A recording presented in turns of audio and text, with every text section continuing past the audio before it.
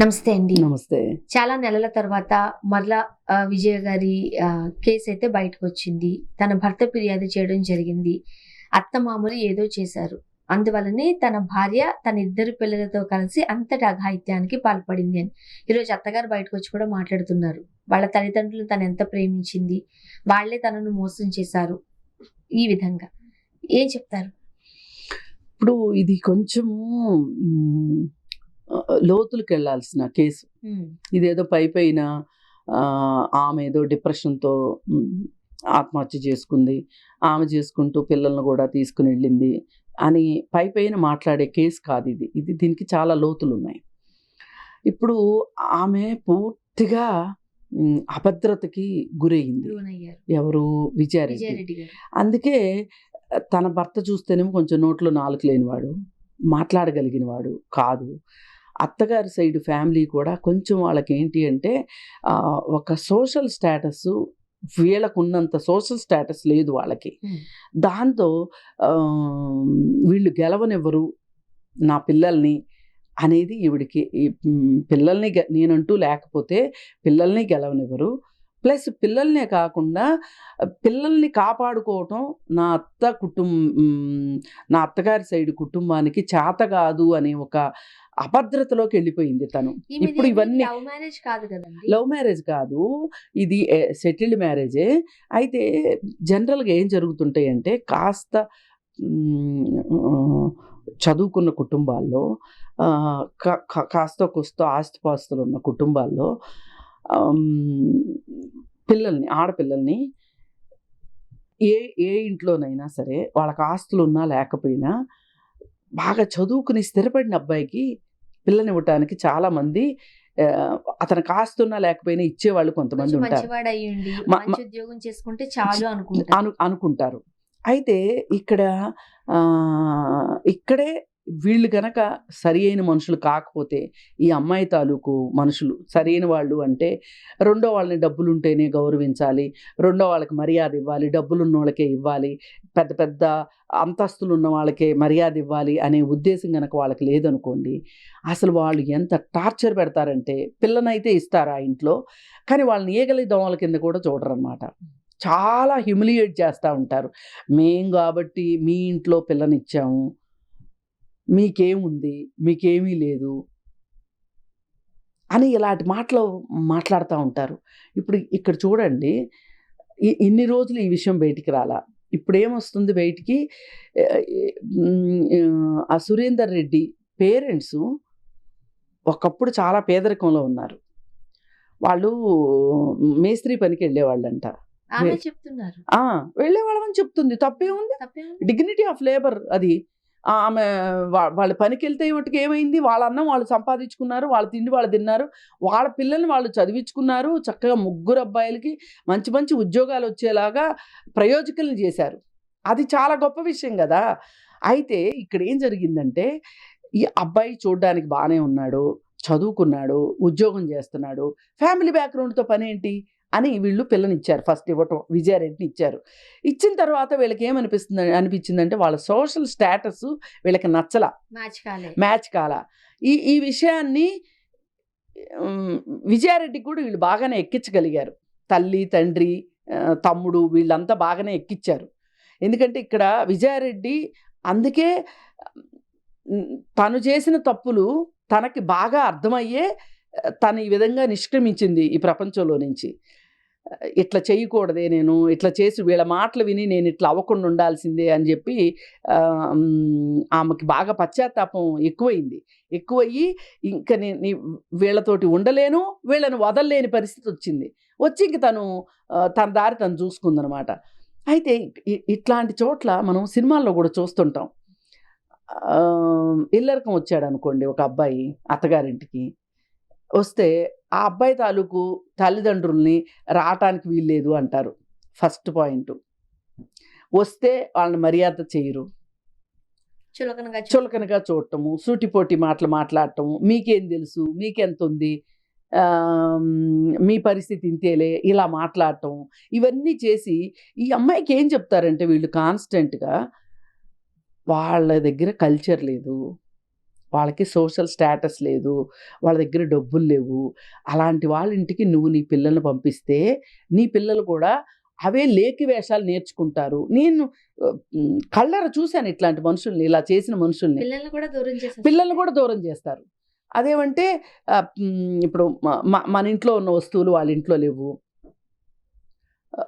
పిల్లలు చిన్నపోతారు, చిన్న బుద్ధులు నేర్చుకుంటారు.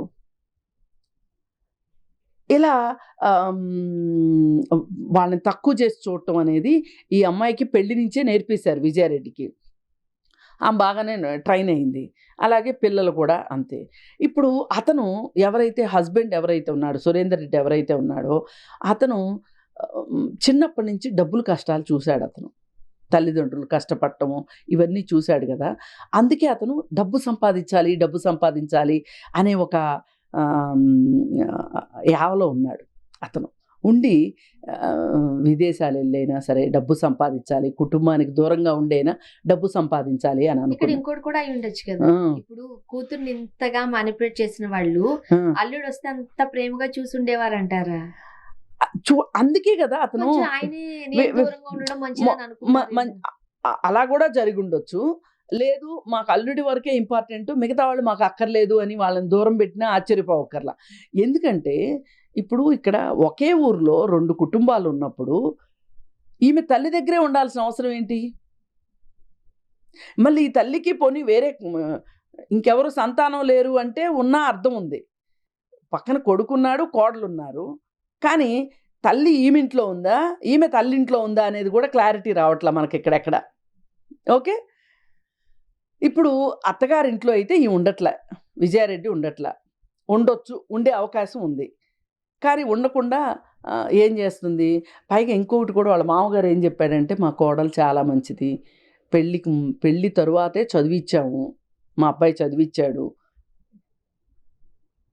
మళ్ళీ చిరంజీవి ఏమంటాడు? వయసు తప్పు చెప్పి, సురేందర్ రెడ్డికి చాలా వయసు ఎక్కువ ఉంది, మా అమ్మాయికి మా అక్కకి వయసు తక్కువ ఉంది, అబద్ధం చెప్పి చేశారు అని.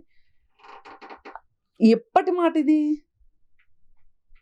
అసలు అప్పుడెందుకు మీరు ఆలోచించలేదు? ఇప్పుడెందుకు ఆలోచిస్తున్నారు? ఇప్పుడు రావాల్సిన మాటలా ఇవన్నీ? వాళ్ళేమో సురేందర్ రెడ్డి పేరెంట్స్ ఏమో చాలా మాట వరుసగా మాట్లాడేస్తున్నారు, వీళ్ళేమో కావాలని ఎలిగేషన్స్ పెడుతున్నట్లుగా ఉంది. ఏది ఏమైనా ఒక మధ్యతరగతి ఫ్యామిలీ డ్రామా, ఫ్యామిలీ సెంటిమెంటు ఈ 3 ఏళ్ల మధ్యలో తిరుగుతూ ఉంది ఇక్కడ. ఈ ప్రాసెస్లో ఈ అమ్మాయి అతను వేరే దేశంలో పనిచేయటము, డబ్బులు ఎక్కువ రావటము, ఇప్పుడు ఈ అమ్మాయి కూడా చదువుకుని నేను ఏమైనా సరే ఉద్యోగం చెయ్యాలి, నేనేంటో నిరూపించుకోవాలి అని విజయారెడ్డి కూడా ఆ స్థాయికి వెళ్ళింది. ఎందుకంటే పెళ్లి తర్వాత చదువుకుంది అమ్మాయి, చదువుకుందా మధ్యలో పెళ్ళి అయితే చదువు కంటిన్యూ చేసిందో.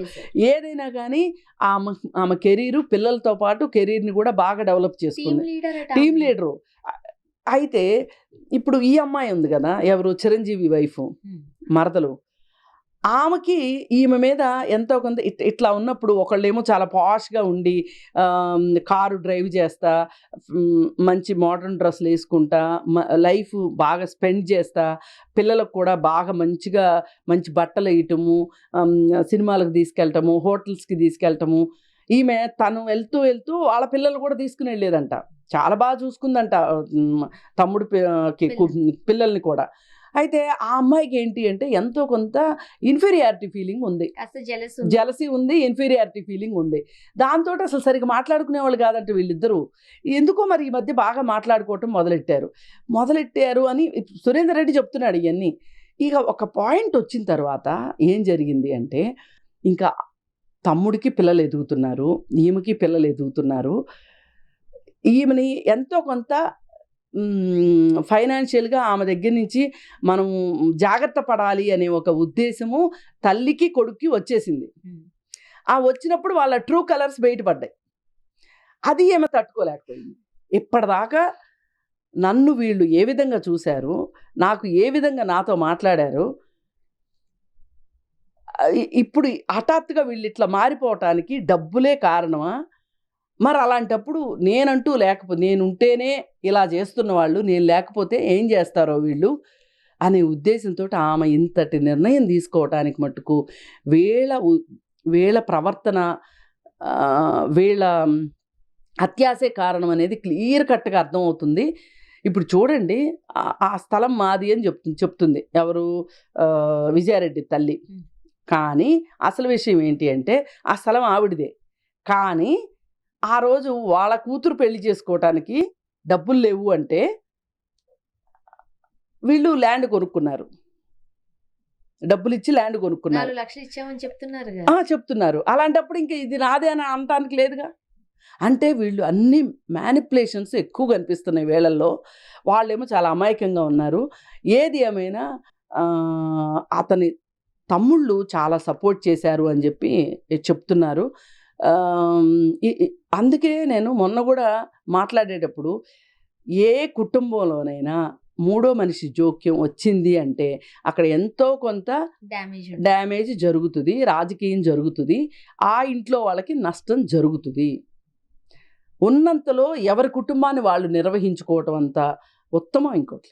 Thank you. Thank you.